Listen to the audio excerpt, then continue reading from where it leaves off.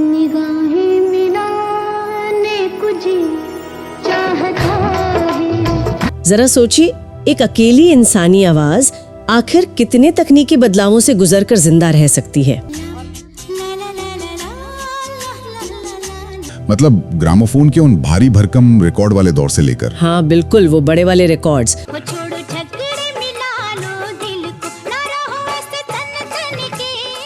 फिर उसके बाद कैसेट टेप्स की रील आई और फिर चमचमाती हुई सीडी का जमाना आया। सही कहा। और उसके बाद MP3 का वो पूरा डिजिटल रेवोल्यूशन। वही ना। और अब देखिए आज का ये स्पॉटिफाई और यूट्यूब एल्गोरिथम वाला दौर है। सारी तकनीकें आई और पुरानी पड़ गई। बिल्कुल पुरानी पड़ गई।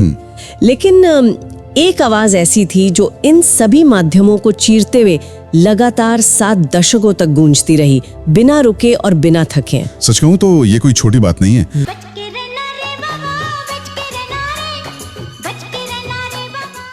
जब हम इतिहास को पलटते हैं ना, तो अक्सर इमारतें, युद्ध या किसी बड़े राजनीतिक बदलाव की बात करते हैं। हाँ सही बात है। लेकिन किसी राष्ट्र का इतिहास एक आवाज के जरिए भी तो दर्ज हो सकता है। मतलब एक ऐसा अदृश्य धागा जिसने कश्मीर से लेकर कन्याकुमारी तक अलग अलग पीढ़ियों को एक ही भावना में बांध कर रखा। बहुत ही खूबसूरत बात कही आपने।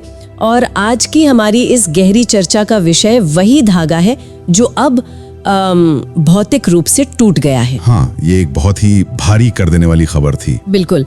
रविवार को ये खबर आई कि भारतीय संगीत की किंवदंती आशा भोंसले जी का 92 वर्ष की आयु में मुंबई के ब्रीच कैंडी अस्पताल में निधन हो गया है। ये पूरे देश के लिए एक बहुत बड़ा झटका है। आज हमारे पास हिंदुस्तान टाइम्स के विस्तृत आर्टिकल्स, उनके लाइव अपडेट्स और पूरे देश से आ रही प्रतिक्रियाओं का एक पूरा स्टैक है।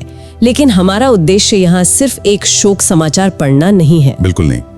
मुझे लगता है कि ये समय उस पूरी सांस्कृतिक जमीन का विश्लेषण करने का है जो इस एक आवाज ने तैयार की थी। एग्जैक्टली। लेकिन दुख का क्षण जो होता है वो हमेशा याद रहता है। हम ये समझने की कोशिश करेंगे कि कैसे एक गायिका महज प्लेबैक सिंगिंग की दुनिया से बाहर निकलकर भारत के सामूहिक अवचेतन यानी कलेक्टिव सबकॉन्शियस का हिस्सा बन गई। तो चलिए इस बात की गहराई में चलते हैं। नमस्कार दोस्तों, मैं हूँ विजय पांडे और आप देख रहे हैं golden moments with Vijay Pandey. Video में आगे बढ़ने से पहले आप हमारा चैनल सब्सक्राइब करना ना भूलें। हिंदुस्तान टाइम्स की जो लाइव रिपोर्ट थी उसके अनुसार उनके बेटे आनंद भोंसले ने रविवार को उनके निधन की पुष्टि की। इससे ठीक एक दिन पहले उनकी पोती जनाई भोंसले ने जानकारी दी थी कि उन्हें अत्यधिक थकान और छाती में संक्रमण यानी एक्सट्रीम एग्जॉशन और चेस्ट इन्फेक्शन के कारण अस्पताल में भर्ती कराया गया था। और शनिवार रात तक ही स्थिति काफी नाजुक हो गई थी। हाँ, लेकिन यहाँ मुझे एक बात बहुत बेचैन करती है। जब हम 92 साल की उम्र सुनते हैं ना, तो दिमाग में एक बहुत ही शांत, थके हुए जीवन की तस्वीर उभरती है, जो कि इस मामले में पूरी तरह से गलत तस्वीर है। वही तो।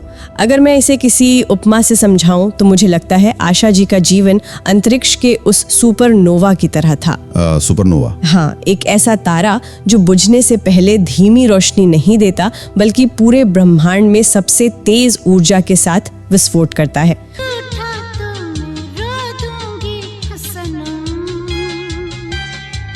आप जरा उनकी टाइमलाइन देखिए। वो जलवा हाँ, उनकी सक्रियता तो सच में हैरान करने वाली थी।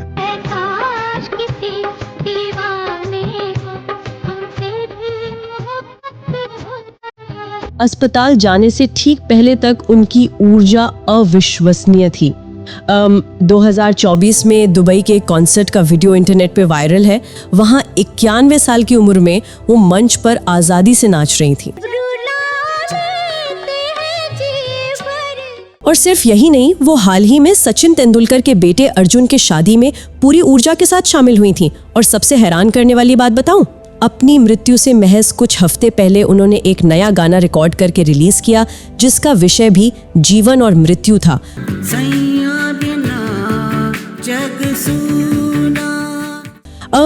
ये ऊर्जा आखिर आती कहाँ से है?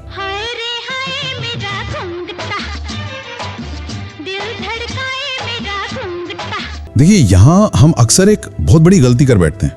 हम इस ऊर्जा को शारीरिक फिटनेस या कोई पीआर स्टंट समझने लगते हैं। हाँ, लोग अक्सर इसे फिटनेस से जोड़ देते हैं। बिल्कुल, लेकिन असलियत में ये कला के प्रति एक बहुत ही गहरा, लगभग आध्यात्मिक समर्पण था। अपना काम करते जाओ, काम करते गए, कभी सोचा ही नहीं कि हम कौन हैं, क्या है, कहाँ कितने बड़े हो गए, कितने छोटे हो गए। मशहूर गायक सोनू निगम ने अपनी श्रद्धांजलि में एक बहुत ही सटीक बात कही है इस बारे में। अच्छा, उन्होंने क्या कहा? उन्होंने आशा जी को पायनियरिंग युग की आखिरी योद्धा कहा है।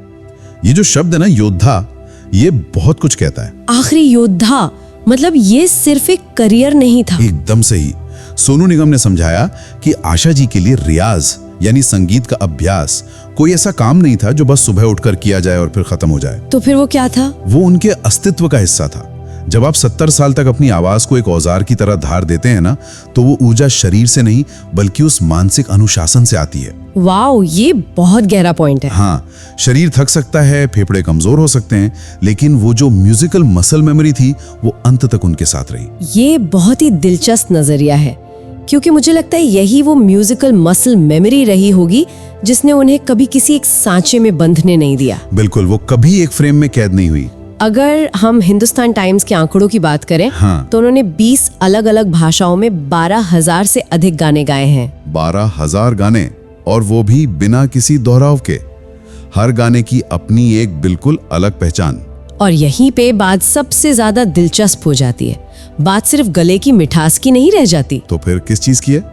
जरा सोचिए, एक ही इंसान एक ही गले से तोरामन दर्पण कहलाए जैसा एक बेहद गहरा ठहरा हुआ शास्त्रीय भजन गा रहा है। बहुत ही शांत और आध्यात्मिक। और वही इंसान पिया तू अब तू आजा या दम मारो दम जैसी विद्रोही सांसों से भरी हुई कैबरे धुन भी गा रहा है। मैं तो इसे एक सोनिक गिरगिट की तरह देखती हूँ। सोनिक गिरगिट, बहुत सही शब्द इस्तेमाल किया आपने। लेकिन तकनीकी रूप से ये संभव कैसे है? क्या कोई एक इंसान इतनी परस्पर विरोधी भावनाओं को एक ही आवाज में ढाल सकता है? इसे समझने के लिए हमें आवाज की एनाटॉमी और सांसों के नियंत्रण को समझना होगा।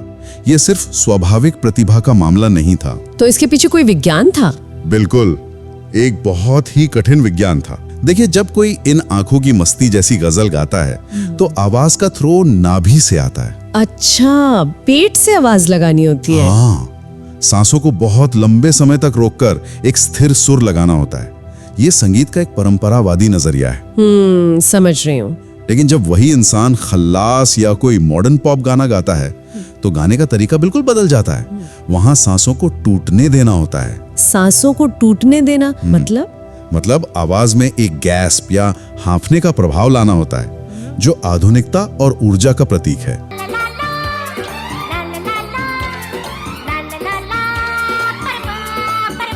ओहो, मतलब वो सिर्फ गा नहीं रही थी, वो अपनी वोकल कॉर्ड्स के साथ एक मनोवैज्ञानिक खेल खेल रही थी। सही कहा। और यही वजह है कि उनकी कला की ये बहुमुखी प्रतिभा आज राजनीति के गलियारों तक में चर्चा का विषय है। हाँ, मैंने भी इस बात पर गौर किया कि सभी राजनीतिक विचारधाराओं से परे जाकर नेताओं ने शोक व्यक्त किया है। ये बहुत ही दुर्लभ होता है। भारत की राष्ट्रपति द्रौपदी मुर्मू जी ने कहा कि वो अपनी शर्तों पर जीती थी। और प्रधानमंत्री नरेंद्र मोदी जी ने भी उनकी कालातीत प्रतिभा यानी टाइमलेस ब्रिलियंस की सराहना की। और सिर्फ राष्ट्रीय स्तर पर ही नहीं, राज्यों से भी बहुत गहरी प्रतिक्रियाएं आई हैं। महाराष्ट्र के मुख्यमंत्री देवेंद्र फडणवीस और उप मुख्यमंत्री सुनेत्रा पवार ने भी अपनी श्रद्धांजलि दी है।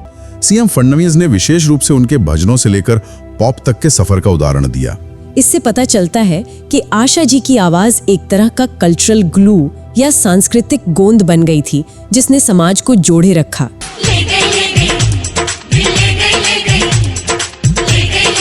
सीएम फडणवीस के बयान से मुझे वर्ल्ड रेडियो डे का वो मजेदार किस्सा भी याद आ रहा है। अरे हाँ, वो वाक्य तो बहुत ही शानदार था। हाँ, एक कार्यक्रम के दौरान आशा जी ने अपनी चिल परिचित जिंदा दिली के साथ मुख्यमंत्री से अभी न जाओ छोड़कर गाना गवा लिया था। बिल्कुल।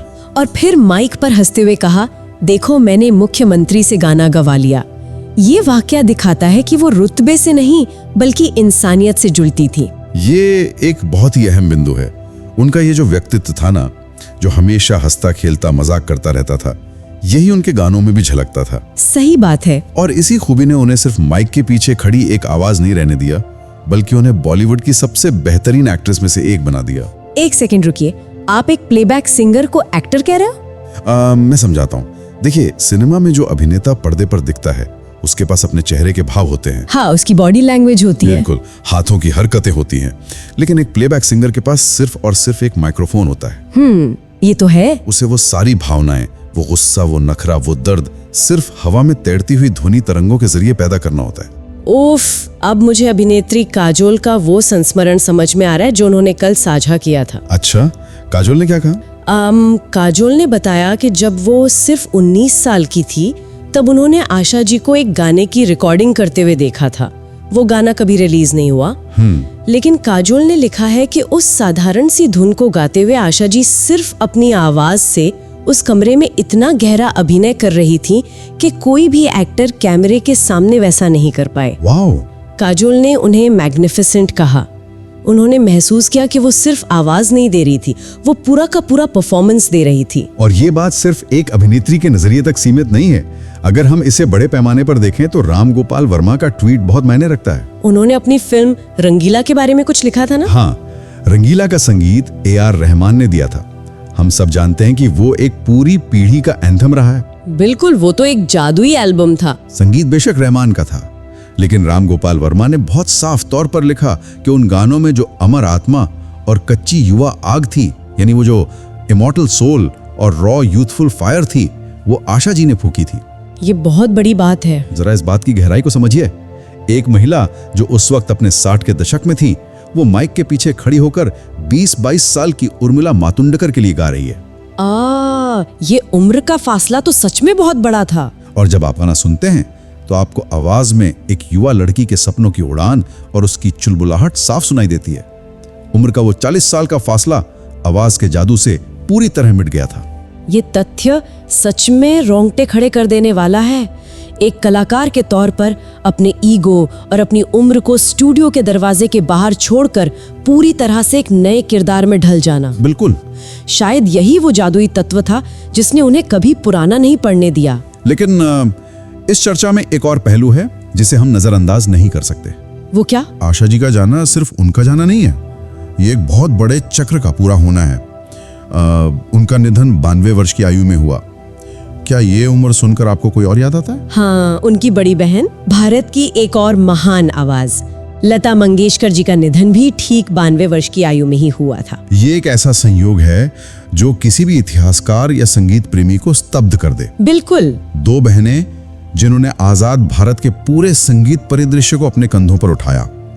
दोनों ने मिलकर शायद 1 लाख से ज्यादा गाने रिकॉर्ड किए होंगे और दोनों ठीक 92 वर्ष की उम्र में इस दुनिया से विदा हुई। ये दोनों बहनें भारतीय जनता के जहन में इतनी गहराई से गुंथी हुई है ना कि लोग अक्सर एक को दूसरे का पूरक मानते हैं। सही कहा। और आज जब आशा जी के निधन की खबर आई तो इसका एक बहुत ही अजीब लेकिन सच्चा उदाहरण देखने को मिला। अच्छा, क्या हुआ? अभिनेत्री आथिया शेट्टी ने सोशल मीडिया पर अपनी श्रद्धांजलि पोस्ट में अनजाने में आशा जी की जगह युवा लता जी की तस्वीर लगा दी। ओहो, वो एक मानवीय भूल थी, लेकिन ये एक बहुत बड़ा मनोवैज्ञानिक सच भी बयां करती है। एग्जैक्टली। लोगों ने तुरंत उस गलती को सुधारने के लिए कहा, लेकिन ये साफ तौर पर दिखाता है कि भारत के मानस पटल पर लता आशा की छवि एक संयुक्त सुपर आइडेंटिटी की तरह छपी हुई है। हाँ, वो दोनों एक ही सिक्के के 2 पहलू बन गई थी लोगों के लिए। और अब इस 92 वर्ष के चक्र के पूरा होने के साथ वो दोनों ही नहीं रहीं। इस पूरी गहरी चर्चा को अगर हम समेटने की कोशिश करें तो ये साफ हो जाता है कि आशा भोंसले जी का जाना महज एक गले का खामोश होना नहीं है। यह एक बहुत ही जरूरी सवाल खड़ा करता है। हाँ, ये उस सबसे मजबूत नींव का खिसक जाना है जिस पर आधुनिक भारतीय संगीत का महल खड़ा था। उन्होंने 70 सालों तक इस देश के सामाजिक ताने बाने को अपनी आवाज में सहेज कर रखा था। वो एक ऐसा सांस्कृतिक खजाना थी जिसे रिप्लेस करना शायद अब मानवीय रूप से असंभव है। और इसी असंभवता से एक बहुत ही गहरा और शायद थोड़ा परेशान करने वाला विचार पैदा होता है जिस पर श्रोताओं को खुद भी विचार करना चाहिए। वो क्या विचार है? अब जब प्लेबैक सिंगिंग के गोल्डन एरा का ये आखिरी और सबसे मजबूत स्तंभ भी गिर गया है तो आज के दौर को देखिए। ये आर्टिफिशियल इंटेलिजेंस का दौर है। बिल्कुल। ये AI और ऑटो ट्यून का दौर है जहां तकनीक के सहारे कुछ भी सुरीला बनाया जा सकता है। ऐसे में क्या हम भविष्य में कभी किसी ऐसी प्राकृतिक इंसानी आवाज को जन्म लेते हुए देखेंगे जो 60 दशकों तक खुद को प्रासंगिक बनाए रख सके? ये एक बहुत बड़ा सवाल है। क्या भविष्य में कोई गायक सिर्फ अपनी आवाज के दम पर किसी अभिनेता के लिए आत्मा बन पाएगा? या फिर आवाज से अभिनय करने की ये जादुई कला हमेशा के लिए आशा जी के साथ ही चली गई? इसी विचार के साथ हम आज की इस चर्चा को यहीं समाप्त करते हैं। अलविदा।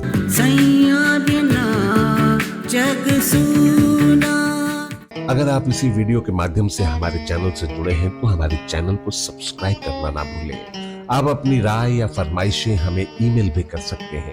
हमारा ईमेल आईडी है goldenmomentswithvijaypandey@gmail.com। आप अपने इस दोस्त और होस्ट विजय पांडे को दीजिए विदा। अगले वीडियो में हम फिर हाजिर होंगे ऐसे ही किसी नायाब फनकार के नायाब किस्से को लेकर। तब तक के लिए नमस्कार, धन्यवाद, शुक्रिया।